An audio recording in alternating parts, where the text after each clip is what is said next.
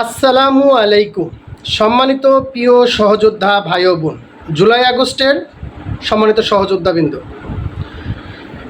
আমি নিজেও একজন জুলাই যোদ্ধা, আন্দোলনে আহত হয়েছি। আমরা জানি কেন দেশকে স্বাধীন করার লক্ষ্যে আমরা রক্ত দিতে, জীবন দিতে দ্বিধাবোধ করি নাই। আমাদের অনেক শহীদ ভাই, আমাদের অনেক সহযোদ্ধা শহীদ হয়ে গিয়েছেন। আল্লাহ তাআলা তাদেরকে জান্নাতুল ফেরদৌস নসিব করুন। আমাদের রক্ত বৃথা যেতে দেব না, আমাদের শহীদ ভাইয়ের আত্মত্যাগ বৃথা যেতে দিব না। যদি বৃথা যেতে না দেই, আমরা জানি আমাদের জুলাই ঘোষণা, জুলাই সনদ কতটা ইম্পর্ট্যান্ট। জুলাই ঘোষণা নিয়ে তিনবার ওয়াদা বরখেলাপ হয়েছে। জুলাই ঘোষণা দেওয়ার কথা বলেও দিচ্ছে না। জুলাই সনদ জুলাই মাসেই দেওয়ার কথা ছিল। আমরা সেই লক্ষ্যে এই জুলাই মাসের 30 তারিখ পর্যন্ত আমরা অপেক্ষা করব, দেখব যদি 30 তারিখের মধ্যে জুলাই ঘোষণা, জুলাই সনদ চলে আসে আলহামদুলিল্লাহ। যদি না আসে 31 জুলাই সারা বাংলাদেশ থেকে আমি আহত ভাইদেরকে এবং এই জুলাই আন্দোলন, জুলাই আগস্টের আন্দোলনে যাদের ভূমিকা ছিল তাদের সবাইকে আহ্বান করব। আমরা যে উদ্দেশ্যে দেশকে স্বাধীন করেছি, রক্ত দিয়েছিলাম, সেই উদ্দেশ্য সফল করতে হলে জুলাই ঘোষণা, জুলাই সনদ নিতে হবে।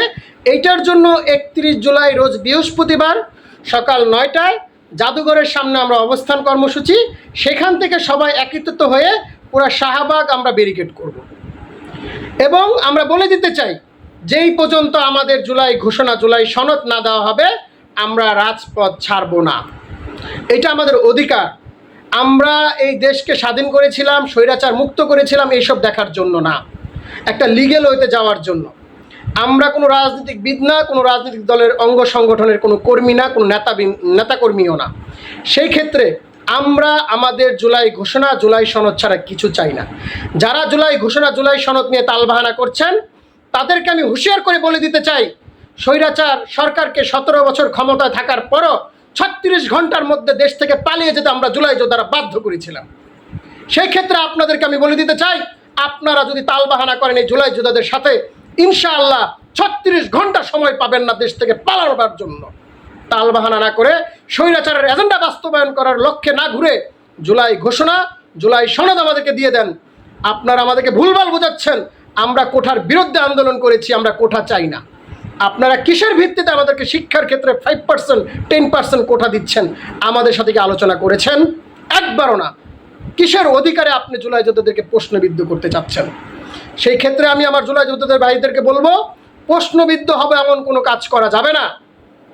সেই লক্ষ্যে আমাদের ইনশাআল্লাহ সবাই একত্রিত হয়ে চাকরি বাকরি থেকে ছুটি নিয়ে, স্কুল কলেজ ভার্সিটি থেকে ছুটি নিয়ে, বন্ধ করে দিয়ে, ব্যবসা বাণিজ্য বন্ধ করে দিয়ে, অনির্দিষ্টকালের জন্য যেই পর্যন্ত জুলাই ঘোষণা, জুলাই সনদ না দিবে, আমরা রাজপথ ছাড়ছি না। আমি আহ্বান করব সারা বাংলাদেশের সাধারণ জনগণকে, আমি আহ্বান করব ভালো রাজনীতিকবিদদেরকে, আমি আহ্বান করব সাধারণ দেশের সমস্ত জনগণ, সাধারণ মানুষদেরকে, যারা জুলাই আগস্টে ভূমিকা রেখেছিলেন, যারা বিভিন্ন জায়গায় জুলাই যোদ্ধাদের মান সম্মান হানি করছেন।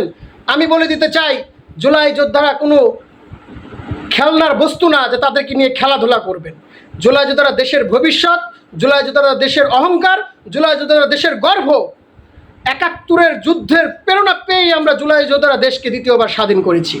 71-এর আমাদের বাপদাদাদেরকে আমরা সেলুট জানাই। তাদেরকে আহ্বান করবো আমাদের পাশে এসে দাঁড়ানোর জন্য। দল মত নির্বিশেষে ইনশাআল্লাহ জুলাই ঘোষণা এবং জুলাই সনদ নিয়েই ছাড়বো।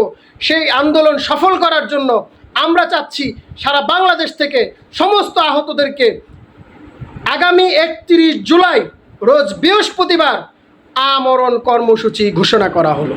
আপনাদেরকে আসার জন্য আহ্বান করা হলো।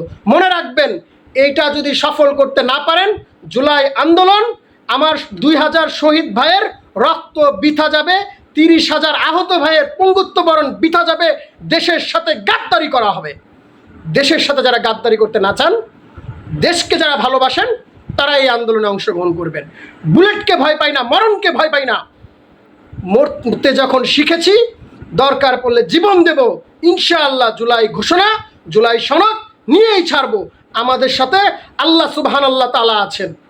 বিসমিল্লাহি তাওয়াক্কালতু আলাল্লাহ, লা হাওলা ওয়ালা কুওয়াতা ইল্লা বিল্লাহিল আলিয়্যিল আযীম। ধন্যবাদ সারা দেশবাসীর সমস্ত তৌহিদি জনতাকে।